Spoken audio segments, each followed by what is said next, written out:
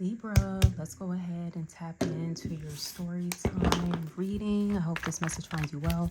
If you're a Libra, Sun, Moon, Rising, Venus placement, then this is your reading. So let's see what is going on in the cards for the lovely Librans. What is going on in the cards for the lovely Librans?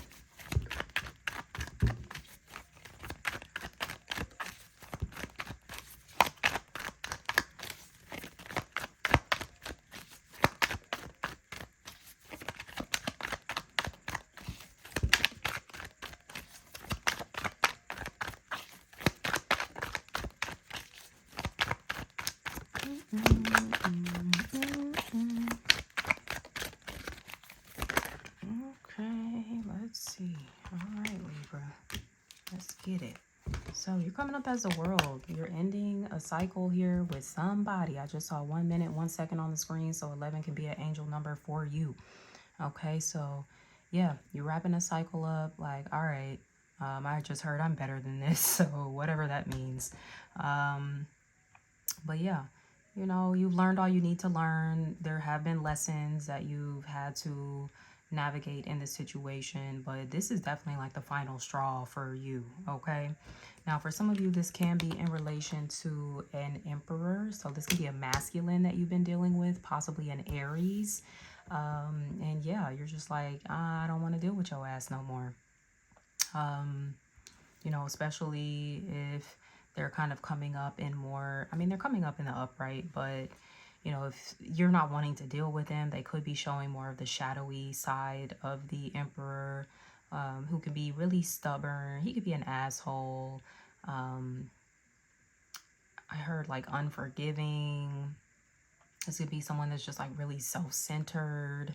So yeah, you know, somebody that might even have, you know, I know everybody don't like throwing out the narcissistic word, but they could have some of those tendencies. I won't say they got the personality disorder or whatever, but they might have some tendencies to where they're just very much self-interested. Okay, now the plot between you and this individual is the High Priestess. So I don't know if there have been some things that this person has been hiding from you. Sometimes the High Priestess can represent secrets, okay? Things that are being done behind the scenes. Now, this can also be about you tapping into your intuition to kind of guide you in your decision making when it comes to this situation, all right? And maybe your intuition has told you, like, yeah, it's time for me to wrap this cycle up with this person.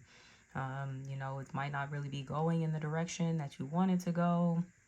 They might not even be the person that you really like want to be with. So, you know, sometimes that can be a tough pill to swallow, especially if you have invested a little bit of time with this person and you might be looking back, for some of you, maybe 2 years.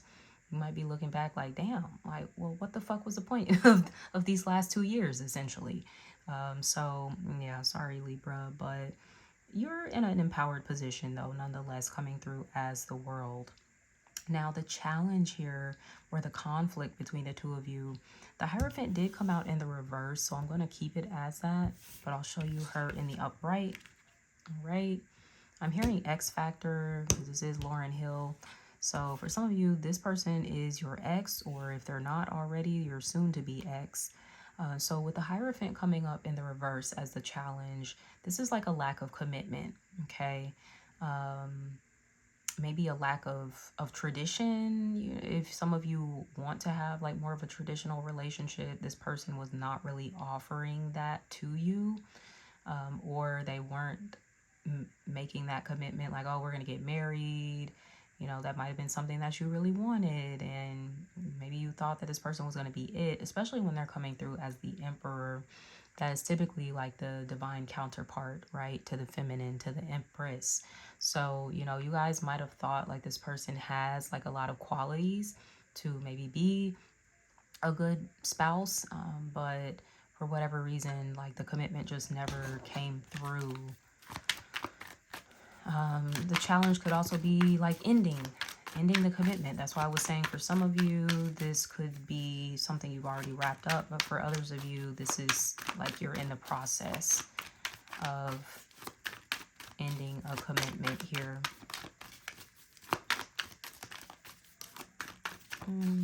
There could be something about, yeah, traditions, customs, your values, things like that, that might just not be in alignment either.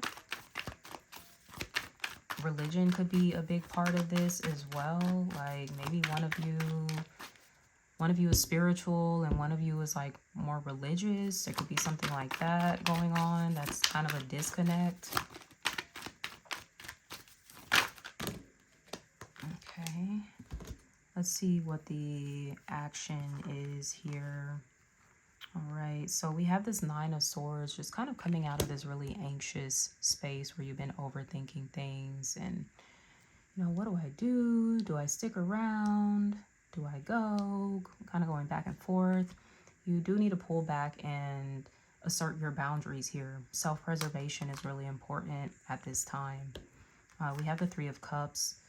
For some of you, there could be a need for you to surround yourself with like your friends. You need to surround yourself with a solid support network, especially if you have gone through some kind of like narcissistic abuse or anything like that.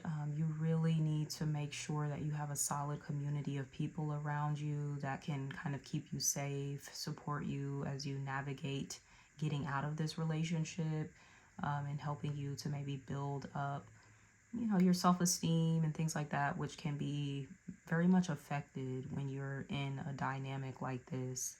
We have the Ten of Cups coming up here. So once again, surrounding yourself with like friends, family, things of that nature is going to be really important to help you wrap this cycle up. And, you know, move on with your life. Let's see, what is the resolution, the outcome here between these two characters, Spirit? What is the resolution, the outcome?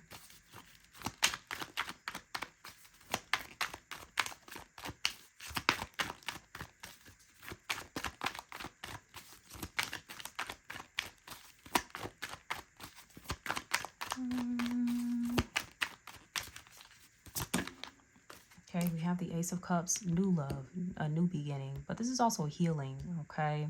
You know, self-love as well. You know, we've got the One Cup here, not so much the Two Cups. So I will say for many of you, this is about self-love, okay? You need to kind of focus on filling up your own cup.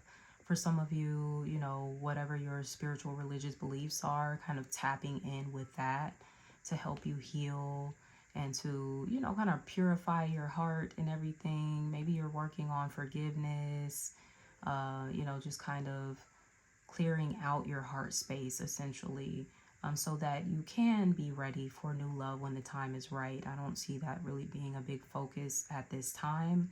I would kind of encourage you to maybe just, you know, lean into your friendships, your family relationships a little more than anything, because you are wrapping up a cycle with someone, you know, a commitment that just really, I don't know, I just heard turned sour. Maybe things started off like really promising, but it's just like, whoa, what happened? And that can oftentimes be the thing with someone that has those narcissistic tendencies. They can love bomb you and seem like the perfect person in the beginning, but over time their mask, it starts slipping and it's like, whoa, you're not the person that I thought I fell in love with. So yeah, you could be in this space where you're just kind of like, look, let me just focus on me and, you know, filling my own cup, healing, doing all those things. For some of you, if this isn't like a significant other, this could be your father, or some sort of masculine presence in your life. This could be like a supervisor or something. Because the Hierophant can be ending like a work commitment as well, if this has become like a toxic work environment. But you guys are going to be okay. Definitely just kind of focus on taking care of your heart at this time, all right? So with that being said, my loves, I am going to wrap up this reading here. If this resonated at all, please like, leave me a comment, share this video, and subscribe to my channel if you haven't already. Until next time, sending you so much love. Take care. Bye.